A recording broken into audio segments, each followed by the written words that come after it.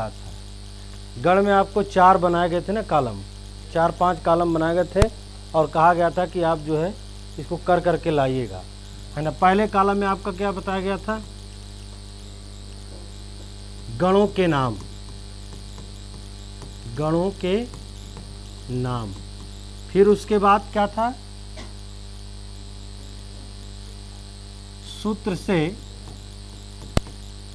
प्राप्त रूप और सूत्रगत मात्रा क्रम, उसके बाद सूत्रगत उदाहरण।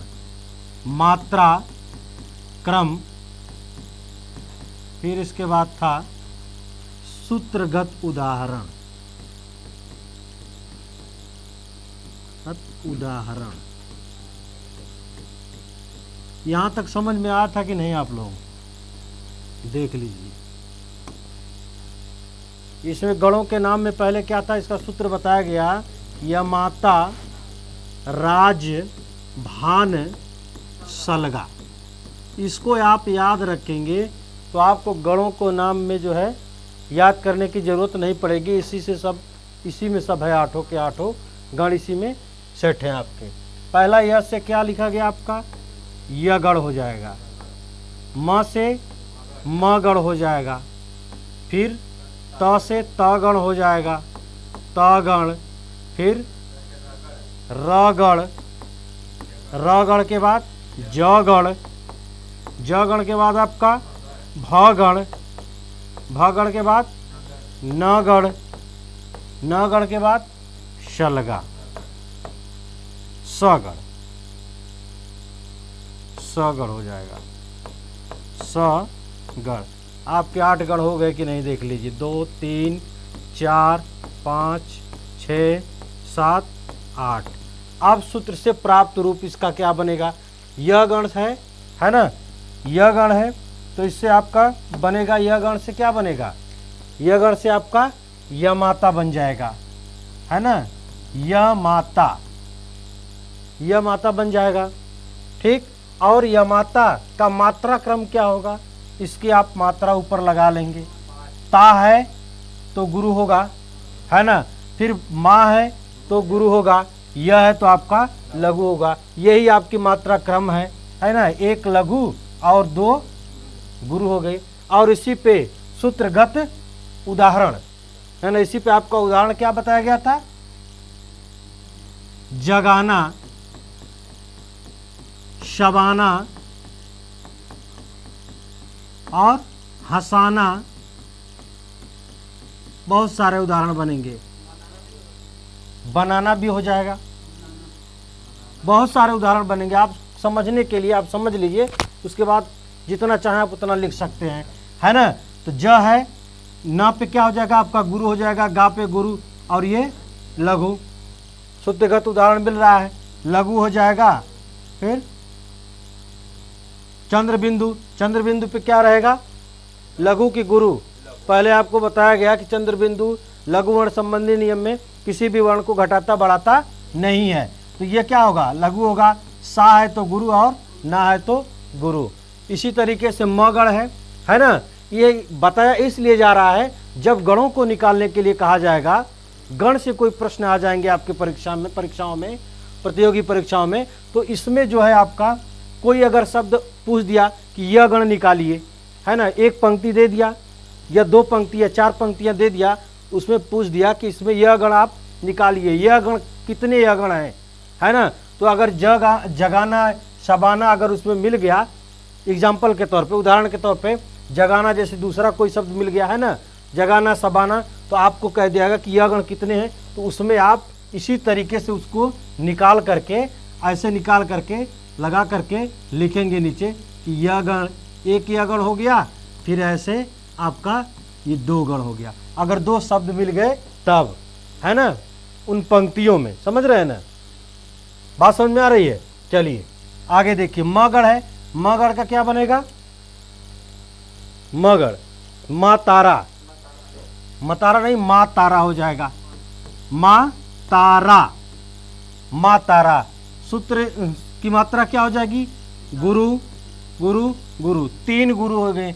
मात्रा क्रम इसका 3 गुरु हो जाएगा, है ना, मात्रा क्रम इसका 3 गुरु हो जाएगा। तो इसका उदाहरण, सूत्रगत उदाहरण क्या बनेगा? सितारा कैसे बनेगा? सितारा बनेगा नहीं, है ना। माँ तारा जैसे ये है उसी प्रकार से कोई शब्द आप बना दीजिए। जगाना, शबाना, हंसाना, ये तो यह गण का हो गया। जैसे आपका रुलाना, माता जी, देख लीजिए, रुलाना, रुलाना, रुलाना है आपका। माता जी, माता जी, आजादी, आजादी, है ना। अब ये क्या है? बड़ा ऊ है, तो इस पे आप क्या लगाएंगे? गुरु लगाएंगे। ला पर भी गुरु, ना पर भी गुरु, गुरु गुरु गुरु गुरु गुरु गुरु, है कि नहीं। मात्रा क्रम क्या है? 3 गुरु हैं। सूत्र से प्राप्त रूप यगण, मगण से मातारा, तो तगण से क्या बनेगा? ताराज, ताराज। ताराज का क्या हो जाएगा? 2 गुरु और 1 लघु हो जाएगा। उदाहरण क्या इसका बनेगा? नाराज हो जाएगा, नाराज हो जाएगा, है ना। नाराज। आकाश, आकाश, आवाज, आवाज, और बहुत सारे उदाहरण बनेंगे, ठीक है। तो इस पे क्या हो गया? मात्रा गुरु गुरु लघु, गुरु गुरु लघु, गुरु गुरु और लघु हो जाएगा। समझ रहे हैं? रागण का क्या होगा? राजभा, राजभा। मात्रा क्रम राजभा का क्या होगा? 1 गुरु, 1 लघु और 1 गुरु, 1 गुरु, 1 लघु और 1 गुरु। खालसा भी हो जाएगा, खालसा, और 1 गुरु, लघु और गुरु। खालसा के बाद खालसा, खालसा के बाद आप लिख लीजिएगा ताराज का, ताराज का नहीं, राजभा का लिखना है। राजमा, हाजमा, राजमा लिख लीजिए, राजमा लिख लीजिए, हाजमा लिख लीजिए, कामना लिख लीजिए, है ना। ऐसे आप खोज करके लिखिएगा। गुरु लघु गुरु, गुरु लघु गुरु, गुरु लघु गुरु, ये गण है आपको। अब बहुत आसान गण है निकालना, बहुत आसान है।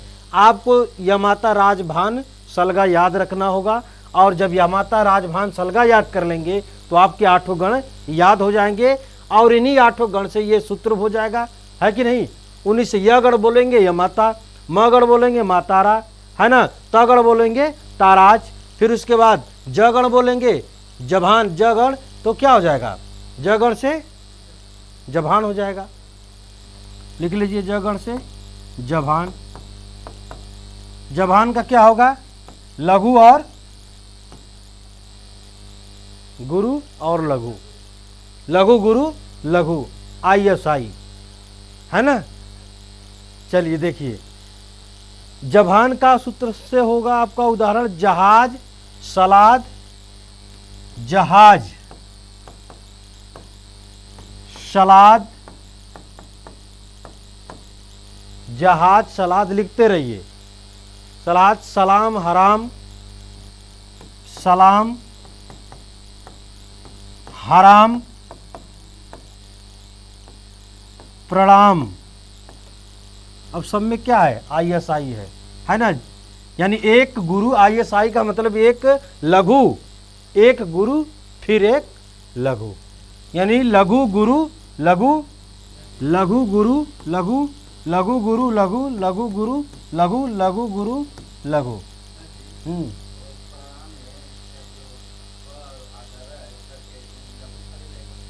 किस पे? प्रणाम में। देखिए, पहले आप नियम नहीं लिखे हैं तो कहाँ समझ में आएगा। प्रणाम, आपको नियम में लिखाया गया लघु वर्ण संबंधी में या गुरु वर्ण संबंधी नियम में, जिसमें भी लिखाया गया हो, हमको नियम याद है कि आधा र किसी भी वर्ण में अगर ऊपर लगा हो, चाहे नीचे लगा हो, चाहे दाएं लगा हो, चाहे बाएं लगा हो, वह वर्ण लघु ही रहता है। वह वर्ण आपका लघु ही रहता है। तो आपका आधा रह तो आधा रह का तो कोई मात्रा लगेगी नहीं, है ना। आधा की मात्रा कोई नहीं लगती है। तो इसमें ये प आपका क्या हो जाएगा, लघु हो जाएगा। फिर गुरु और लघु। आप नियम पढ़ लीजिए, पहले नियम लिखा गया, नहीं लिखे हो तो लिख लीजिए। और लिखने की क्या बात है, ये आपको तो किस में मिल जाएगा, नवम में तो मिलता है, 8 9 से मिलना शुरू हो जाता है, 9 10 से ये गण, है ना। उधर हम लोग ध्यान से पढ़ते नहीं, इधर आके पढ़ाना पड़ता है, पढ़ाना पड़ता है, पढ़ाते नहीं है। थोड़ा मोड़ा जो है, जो सिलेबस में 1 2 छंद दिया रहता है, ज़्यादा पूरा विस्तार दिया नहीं रहता है, उसमें 1 2 ठो दिया रहता है, वही बता के जल्दी, हाँ भैया श्रृंगार है, श्रृंगार के 2 वेदना लिख लीजिए, 2 उदाहरण लिखिए, चलिए आगे बढ़िए, है ना। तो इतना विस्तार से फिर आगे जो है पढ़ना पड़ता है। तो लिखिए अगला, जगण हो गया आपका। फिर उसके बाद भगण। भगण का क्या बनेगा, भानस, भानस, भानस ही होगा। भानस का मानस सारस दानव, मानस सारस दानव। मात्रा क्रम आप यहां लिख लीजिए, गुरु लघु लघु, 1 गुरु 2 लघु। अब इसमें भी क्या है, 1 गुरु 2 लघु, 1 गुरु 2 लघु, 1 गुरु 2 लघु। अगला क्या है, नगण का नसल। नसल का क्या हो जाएगा, 3 लघु हो जाएगा। उदाहरण नसल का लिख लीजिए, नसल का, इसको लिख लिया आप लोग, इसको हम मिटा देते हैं, ठीक है। नसल का आप लिख लीजिए, नकल लिख लीजिए, है ना, सहल लिख लीजिए, 3 ठो लघु आना चाहिए, कोई उदाहरण लिख लीजिए, है ना। नकल, सहल, पहल, टहल, सब में क्या है, 3 लघु है, 3 लघु है। अगला आपका है सगण यानी सलगा। सगण से आपका क्या बनेगा, सलगा, 2 लघु और 1 गुरु। सलगा का उदाहरण आपका हो जाएगा हंसना, मिलना, पढ़ना, हंसना, मिलना,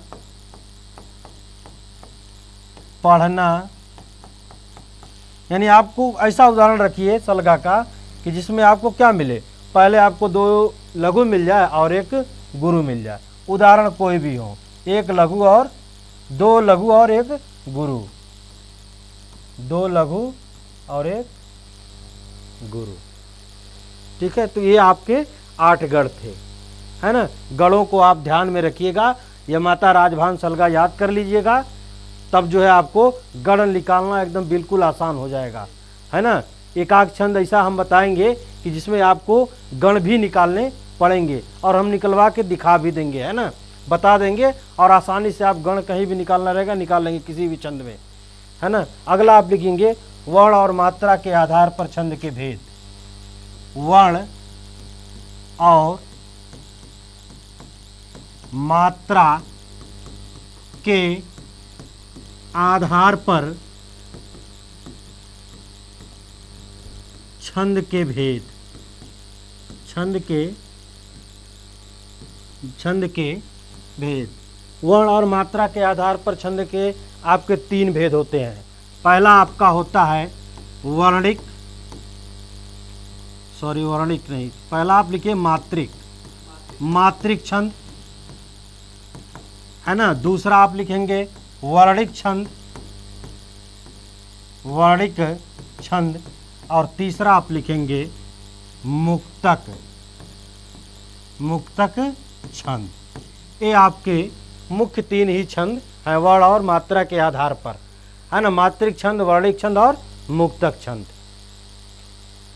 लेकिन एक चौथा छंद भी होता है, जिसको हम कहते हैं उभय छंद। चौथा छंद भी पढ़ा जाता है, जानते रहिए केवल, है ना। उभय छंद, चौथा छंद जो होता है उभय छंद होता है। और उभय छंद में क्या होता है कि वर्ण और मात्रा दोनों को गिना जाता है, इसलिए उसको उभय का मतलब क्या, दोनों को, है ना। उभय का मतलब दोनों, यानी इसमें उभय में दोनों को, वर्णों को भी गिना जाएगा और मात्रा को भी गिना जाएगा। इसको आगे पढ़ाया उड़ाया नहीं जाएगा, इसकी थोड़ी सी एक लाइन परिभाषा लिख लीजिए, यहीं से लिख लीजिए, बाकी उसके बाद ये शुरू करते हैं। लिख लीजिए, जिसमें वर्ण, जिसमें वर्ण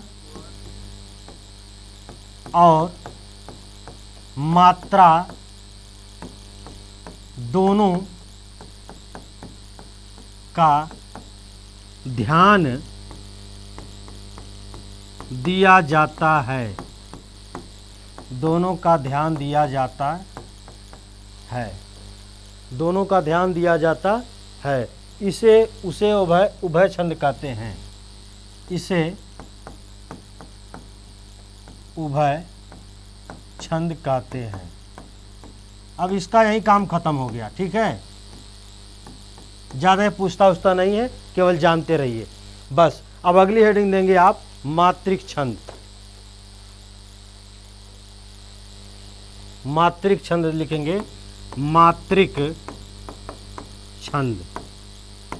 मात्रिक छंद, मात्रिक छंद में क्या होता है, जिसमें मात्राओं की निश्चित संख्या का क्रम होता है उसे ही मात्रिक छंद कहते हैं।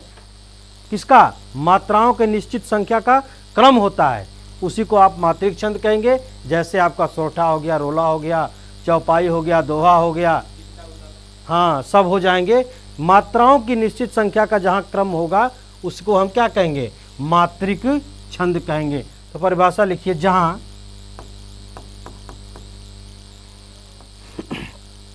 मात्राओं की निश्चित संख्या का क्रम होता है, या मात्राओं की निश्चित संख्या का क्रम होता है, उसे मात्रिक छंद कहते हैं, उसे मात्रिक छंद कहते हैं। जैसे में लिख लीजिए, आपका दोहा हो गया, दोहा रोला हो गया, है ना, दोहा रोला आदि इत्यादि लिख लीजिएगा। दोहा रोला सोठा चौपाई इत्यादि। तो अब आपके नियम और भेद समाप्त हो गए, है ना।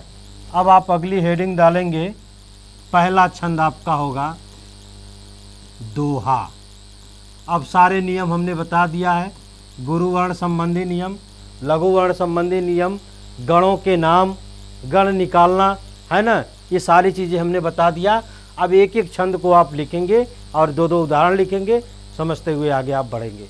पहला आप लिखें दोहा। दोहा 4 चरणों वाला दोहा, यही आप लिख लीजिए। पहले और तीसरे में कितनी कितनी मात्राएं, 13 और दूसरे और चौथे में 11 मात्राएं होती हैं। इतना आप ऊपर लिख लीजिए। इसके बाद लिखिए परिभाषा, इसकी परिभाषा। दोहा 4 चरणों वाला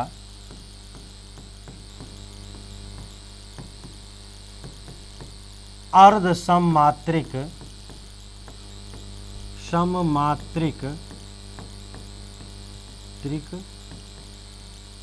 छंद है। दोहा 4 चरणों वाला अर्ध सममात्रिक छंद है। इसके पहले और तीसरे चरण में,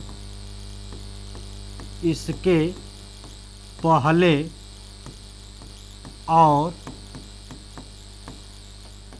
तीसरे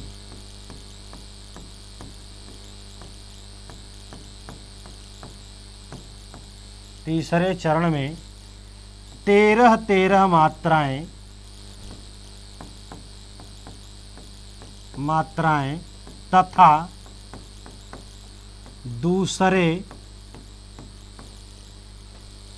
व चौथे चरण में 11 मात्राएं होती हैं। 11 मात्राएं होती हैं।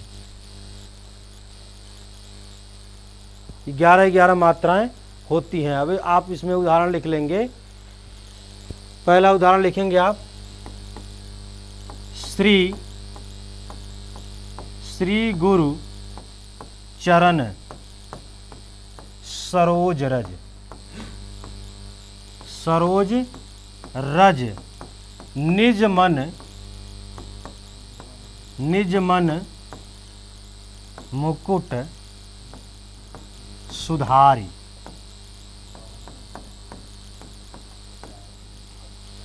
बरनऊ रघुबर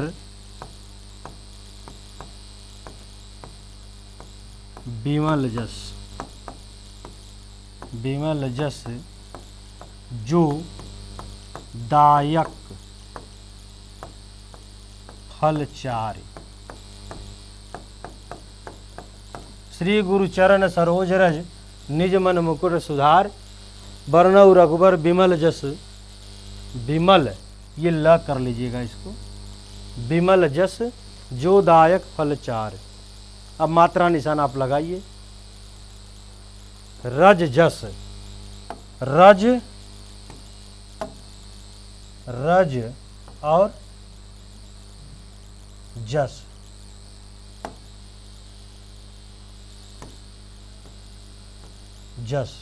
ये यति है ना, विराम।